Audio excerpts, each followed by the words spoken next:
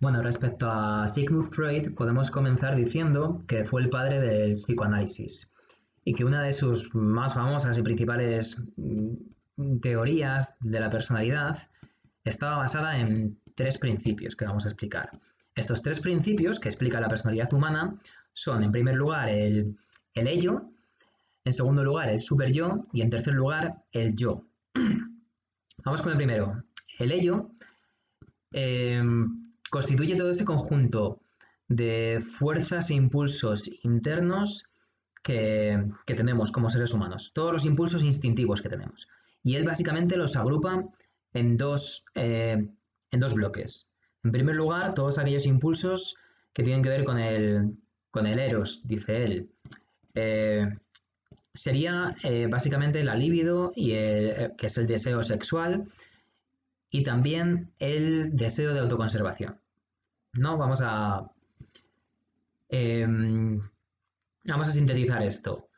La libido incluiría tanto el deseo sexual en Freud como el deseo de autoconservación, es decir, de preservar la propia vida, de conservarla y de evitar hostilidades.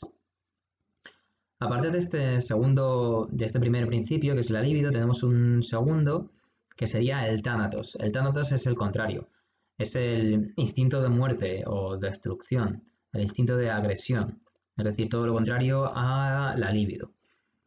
Eh, Estos son los dos bloques de instintos que forman el ello.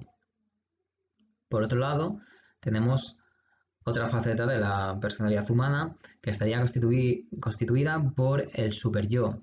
El superyo está representado por la figura paterna y simboliza el conjunto de normas y prohibiciones que tratan de reprimir, que tratan de contener al ello, todos esos impulsos, que de no ser contenidos, pues no tendrían lugar en sociedad, ¿no? No podría existir una sociedad sin ningún tipo de represión de estos impulsos primarios.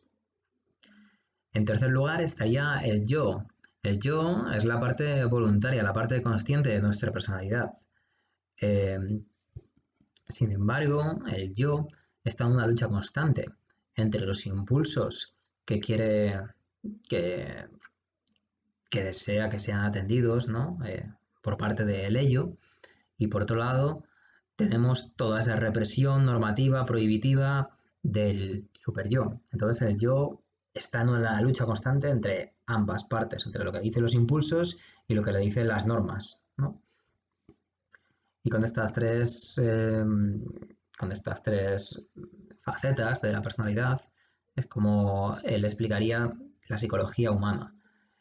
Aparte de esto, él nos habla de una teoría de la evolución de la personalidad y nos habla de varias fases. Bueno, esto en realidad, la evolución de nuestra personalidad la explica de manera pareja, ¿no? Ligada con la evolución de nuestra sexualidad.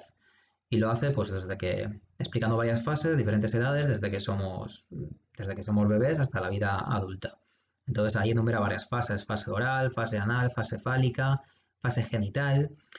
Y bueno, no vamos a explicar cada una, pero básicamente en cada una de estas fases se ve como objeto de placer o mecanismo de placer, pues en el caso de la primera fase, la fase oral, pues la boca, ¿no? El bebé, por ejemplo, a el primer, la primera fuente de placer que él puede encontrar, nos dice Freud, es pues al alimentarse, ¿no? Al alimentarse del pecho materno, ¿no? Es como él encuentra placer mediante la nutrición, ¿no? Y así ir a cada una de las fases. Eh, También aquí quería explicar que Freud da muchísima importancia en esta parte bueno, en realidad entre la fase fálica y la fase genital de la evolución de la personalidad, ¿no? Del niño, ligada a la sexualidad. Él lo que dice es que aquí ocurre el famoso complejo de Edipo. El complejo de Edipo eh, básicamente nos va a decir que el niño pues desea pues tener a su madre como fuente de placer, ¿no? Sin embargo, ve como principal competidor y represor al padre, ¿no? Y si os fijáis en el mito de Edipo, es un mito, el mito de Edipo, eh, era aquel que le decía, Edipo era aquel a quien le decía el oráculo que iba a casarse con su madre y a matar a su padre, ¿no? Y Edipo, bueno, se trató su vida, pasó su vida intentando evitar que eso ocurriera, lo que le decía el oráculo, pero finalmente pues ocurrió.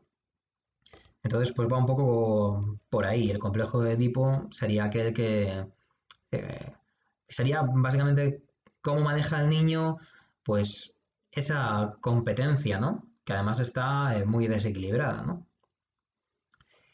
Y bueno, además, dependiendo de cómo se solucione este complejo de Edipo, que todos tenemos según Freud, por el que todos pasamos, nuestra personalidad se dará lugar pues, a un tipo de personalidad neurótica o sana. Para acabar, vamos a decir también sobre Freud su visión acerca de la sociedad. Él veía a la sociedad como, mm, como que básicamente necesita reprimir los impulsos instintivos del ser humano, ¿no? Por definición. Dice que esta faceta represiva de la sociedad es imposible de eliminar.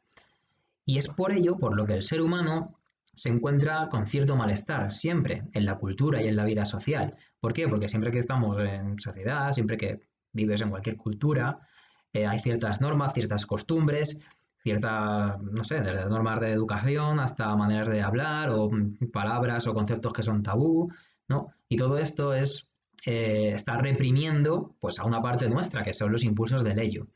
Y por eso va a decir que estamos en una situación de malestar, ¿no? Esto lo explica en su obra de Malestar en la cultura. En definitiva, Freud, lo importante de Freud y de los autores de su tiempo es que rompieron la ecuación mente igual conciencia. Es decir, la mente, la psicología humana ya no va a ser mm, únicamente la parte consciente. Ahora hay una gran parte, una inmensidad a la que llamamos inconsciente, ¿no? Y es ahí donde trabaja Freud con sus teorías del psicoanálisis y por eso es tan importante. Entonces, hasta aquí Sigmund Freud.